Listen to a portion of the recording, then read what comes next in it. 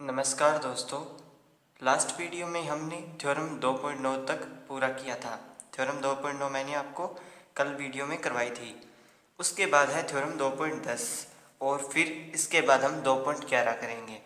Theorem 2.9 theorem को करवाने के बाद कुछ डेफिनेशंस है जो कि मैं आपको करवाऊंगा। बुक में भी वो दी हुई हैं, लेकिन जैसे पहले करवाया था मैं अपने नोट से बताता हूँ, तो वो डेफिनेशन भी मैं अपने नोट से आपको समझा दूंगा।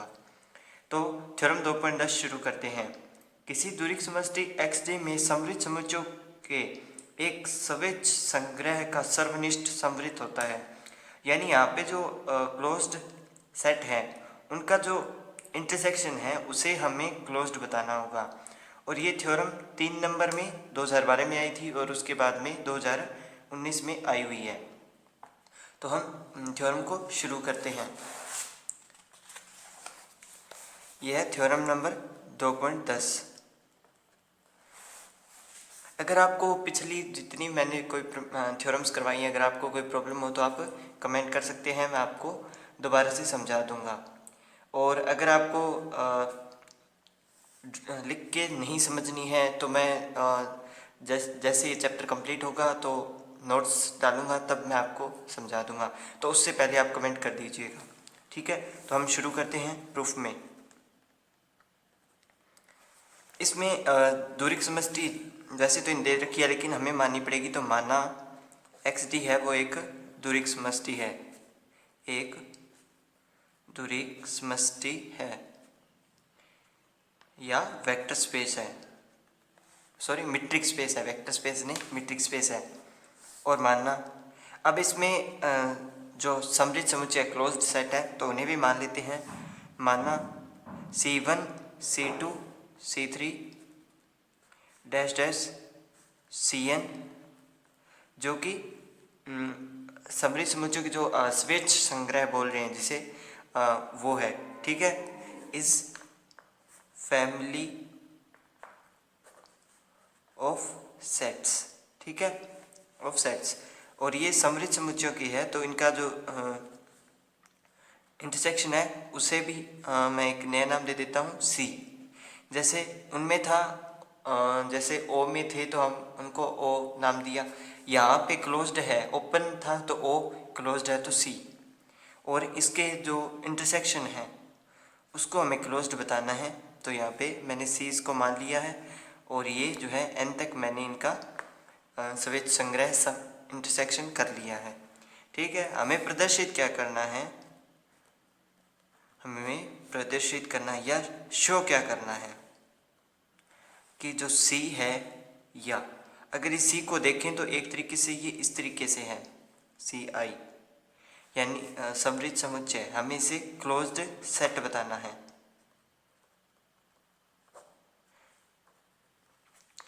इसे हमें एक क्लोज्ड सेट बताना है। मैंने आपको पिछली वीडियो में बताया था कि जो क्लोज्ड सेट है उसमें हम पूरक समुच्चय को ओपन सेट बता के फिर इसे क्लोज बताते हैं। तो इस प्रमेय को आगे शुरू करने से पहले, आगे करने से पहले आपको एक चीज़ बतानी है जो कि है De Morgan law. De Morgan law. मान लिया कि मेरे पास A इंटरसेक्शन B है। जब मैं इस A इंटरसेक्शन B का डैश करूँगा ना, तब पता है ये क्या बनेगा, ये A dash union B dash में कन्वर्ट हो जाएगा, ठीक है। उसी प्रकार अगर हम यूनियन का डैश करेंगे, A यूनियन B का डैश, तो वो A इंटरसेक्शन B डैश में बदल जाएगा। ये जो है डी मॉर्गन लॉ ने के अंतर्गत है। तो आगे हम इसका यूज़ करेंगे। तो हमें प्रदर्शित करना है कि जो C है वो एक समृद्ध समुच्चय है, लेकिन हम शो करेंगे, हम प्रदर्शित करेंगे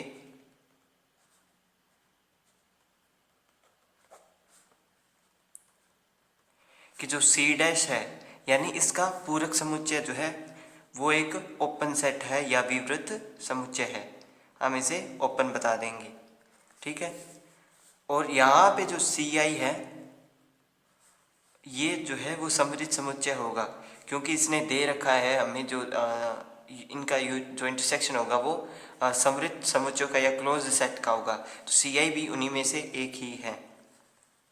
सी आई हमें समृद्ध समुच्चय दिया हुआ है, ठीक है। तो मैं ये बता देता हूँ। अब यहाँ पे जो आई है वो 1 से लेके n तक भी हो सकता है, वो चलता रहेगा।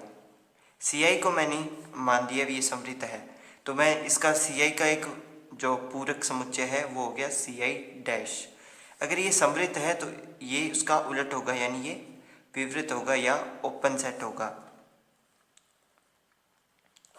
ये ओपन सेट होगा, ठीक है।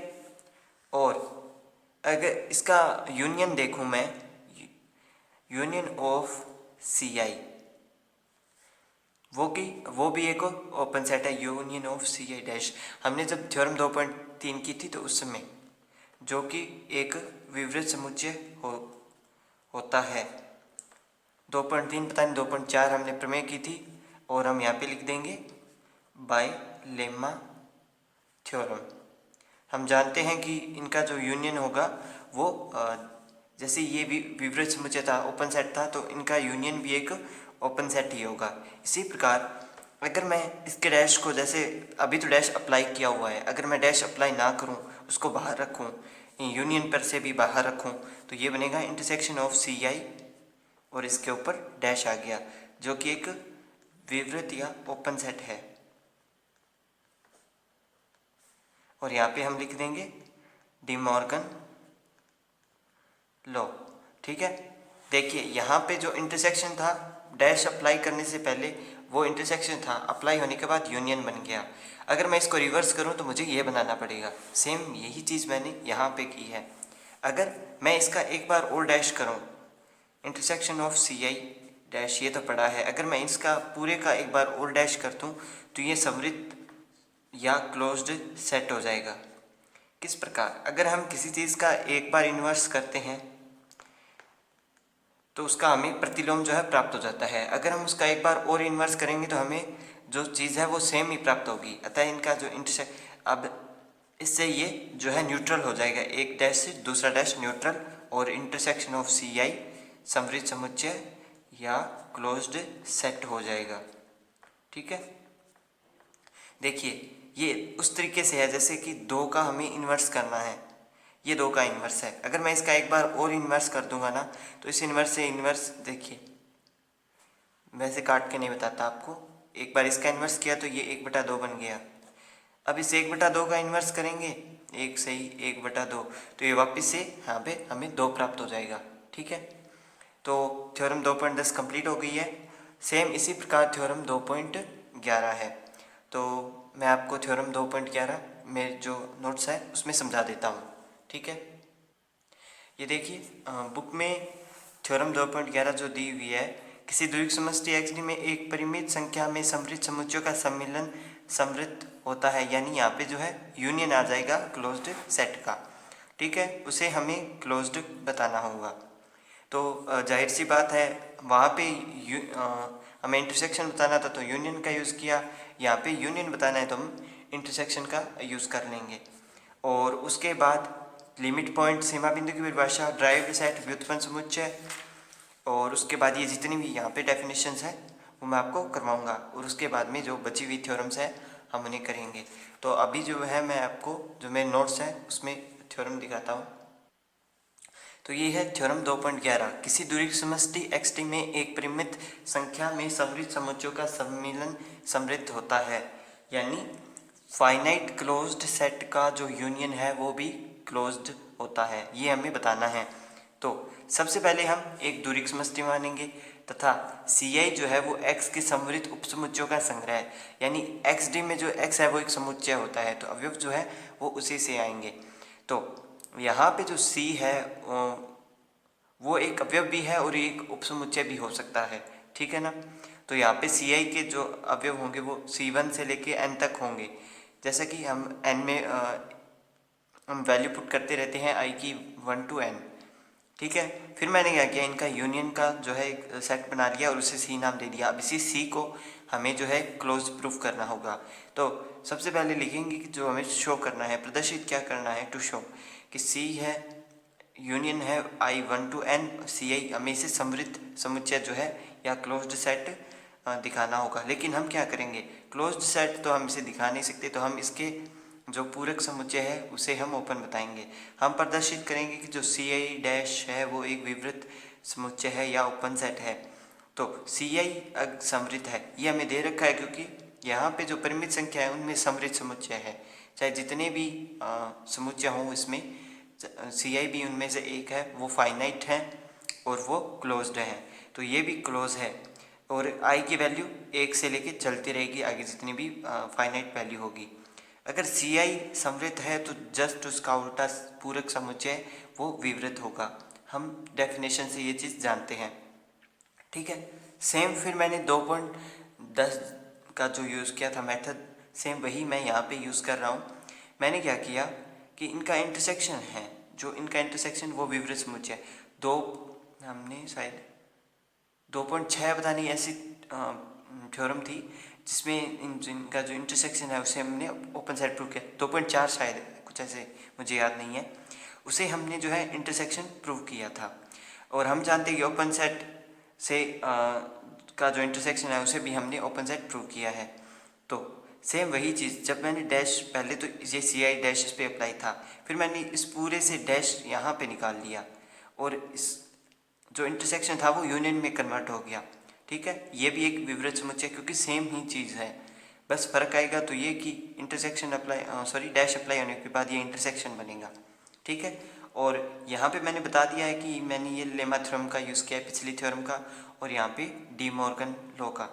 उसके बाद मैंने एक बार और इसका डैश किया, तो ये जो डैश से डैश है वो एक तरीके से हट जाएगा और हमें जो सही चीज़ है जैसा यूनियन ऑफ Ci वो एक क्लोज्ड सेट प्रूव हो जाएगा, ठीक है। तो ये थी थ्योरम 2.11। अब जो है हम इसकी डेफिनेशंस को करते हैं। पहली डेफिनेशन है लिमिट पॉइंट या सीमा बिंदु की। सेकंड जो पार्ट फर्स्ट का चैप्टर था उसमें डेफिनेशन अलग थी, इसमें डेफिनेशन अलग है। यहाँ पे सबसे पहले एक मीट्रिक स्पेस होगी तथा एक सबसेट ए एक्स का है, ये एक्स है और इसका सबसेट ये ए है। तब x बिलोंग्स टू x, ये मैंने कोई बिंदु x मान लिया जो कि कैपिटल X का है। समुच्चय ए का सीमा बिंदु या लिमिट पॉइंट कहलाता है यदि बिंदु x पर बने विवृत गोलक या ओपन स्फीयर में सबसेट ए के अनंत या इनफाइनाइट पॉइंट जो है विद्यमान हो और x को छोड़कर, यहाँ पे x शामिल नहीं होगा, और इसे निम्न प्रकार से व्यक्त किया जाता है। ये ओपन स्फीयर हो गया, इसमें से x को जो है हटा दिया और इंटरसेक्शन जो है ए के साथ वो खाली नहीं होना चाहिए, कुछ ना कुछ उसमें अवयव होने चाहिए। और हम जानते हैं कि जो ए है वो उसका उपसमुच्चय है तो वो उसमें कंटेन करेगा, x जो है वो कैपिटल X का अवयव है। तो ये देखिए ये x हो गया, इसका सबसेट ये a है, और ये बिंदु मैंने x जो है मैंने कैपिटल X से माना है और ये इसकी बाउंड्री के पास है। इसके मैंने ओपन स्फीयर भी बना दिया है जिससे a की कुछ पॉइंट्स जो है इसके नेबरहुड या प्रतिवेश में या विपरीत गोलक में आ जाए, ठीक है। ये है सीमा बिंदु की डेफिनेशन। दूसरा है व्युत्पन्न समुच्चय ड्राइव्ड सेट।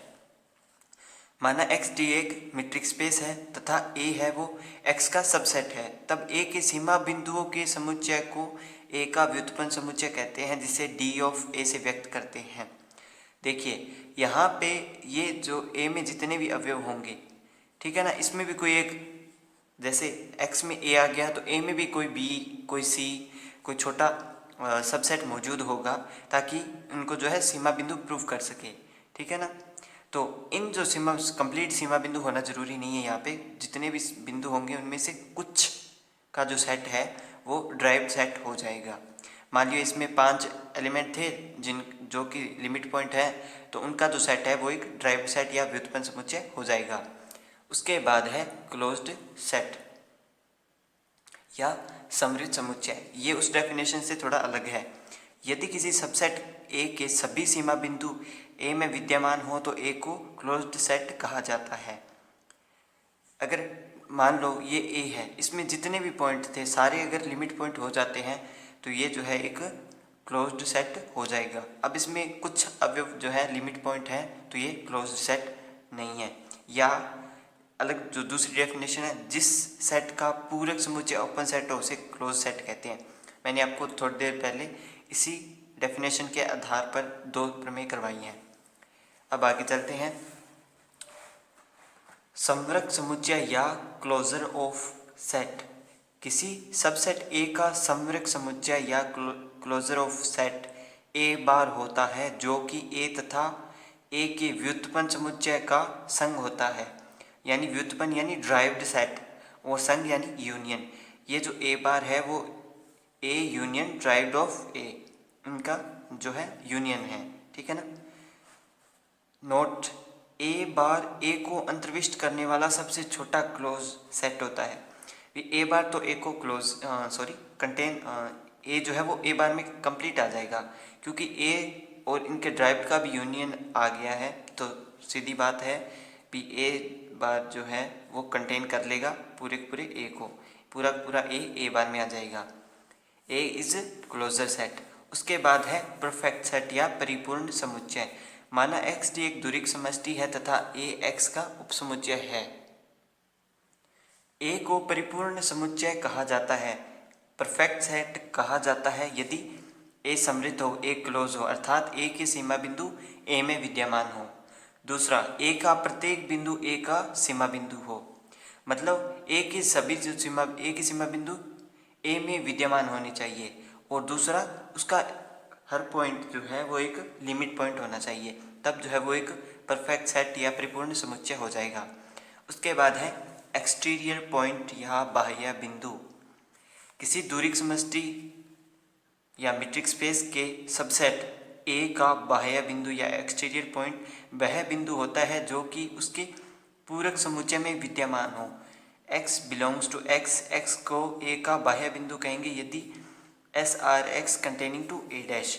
ये देखिए, इसका मैंने डायग्राम नहीं बनाया हुआ है, मैं आपको समझा देता हूँ। मान लिया ये x है, ठीक है। x में जितने भी एलिमेंट होंगे उसमें मैंने एक a मान लिया, ठीक है, ये हो गया a। तो a का जो पूरक समुच्चय होगा वो a डैश होगा, ठीक है। और मैंने यहाँ पे 2 ही सेट बनाए हैं, तो एक ये है एक ये है, या तो इसका पूरक ये है या इसका पूरक ये है। तो ये क्या कह रहा है, बाह्य बिंदु वह बिंदु होता है जो उसके पूरक समुच्चय में विद्यमान हो। अब मान लिया कोई पॉइंट एक x का मैंने x मान लिया, तो ये जो है वो a का जो है एक बाह्य बिंदु हो गया इस a के लिए, क्योंकि ये इसके पूरक समुच्चय a डैश में विद्यमान है, ठीक है। और ये देखिए, इसका जो ओपन स्फीयर होगा वो a डैश में कंटेन करेगा, और ये इसमें कंटेन करेगा, ठीक है ना, क्योंकि ये a को छोड़कर बाकी जितना भी है वो a डैश है, ठीक है। उसके बाद है परिसीमा बिंदु या बाउंड्री पॉइंट। तो किसी दूरिक समष्टि के सबसेट a का कोई बिंदु x परिसीमा बिंदु कहलाता है यदि x को केंद्र मानकर बनाए गए विवृत गोलक में a तथा a डैश के बिंदु विद्यमान हो। देखिए, ये a आ गया, ये पूरा जो बड़ा ब्रैकेट है वो डब्बा है वो x है, और उसके अंदर ये मैंने एक सबसेट a मान लिया। a को छोड़कर यहाँ पे जितने भी अवयव बचेंगे वो a डैश के होंगे, और a डैश इसका पूरक समुच्चय कहलाएगा। अब ये क्या बोल रहा है, यदि x को केंद्र मानकर बनाए गए विवृत गोलक में a तथा a डैश के बिंदु विद्यमान हो। यहाँ पे x जो है वो a का एलिमेंट है, और जो इसके नेबरहुड में या प्रतिवेश में अनंत बिंदु है वो देखिए आप दोनों के ही आ जाएंगे, इसके भी आएंगे और इसके भी आएंगे, तो ये जो है इसके बाउंड्री पे आ जाता है, तो इसे हम परिसीमा बिंदु बोलेंगे। तो ये जो है इतनी डेफिनेशन कंप्लीट हो गई है। चैप्टर आपका 1-2 दिन का और रह गया है, और कल जो है ये थ्योरम 2.12 आपको दिखाई दे रही होगी, हम इसे शुरू करेंगे, और फिर ये चैप्टर कंप्लीट होने के बाद कल कंप्लीट हो जाएगा शायद ये चैप्टर। तो कल कंप्लीट होने के बाद हम जो है इसकी सेकंड बुक कॉम्प्लेक्स एनालिसिस या सम्मिश्र विश्लेषण शुरू करेंगे। तो वीडियो अगर पसंद आई तो लाइक कर दीजिए, अपने फ्रेंड्स के साथ शेयर कर दीजिए, और चैनल सब्सक्राइब कर लीजिए। और इसमें 2 थ्योरम्स बची हैं, 2.12 और 2.14, जो कि मैं आपको कल करवाऊँगा। वीडियो देखने के लिए धन्यवाद।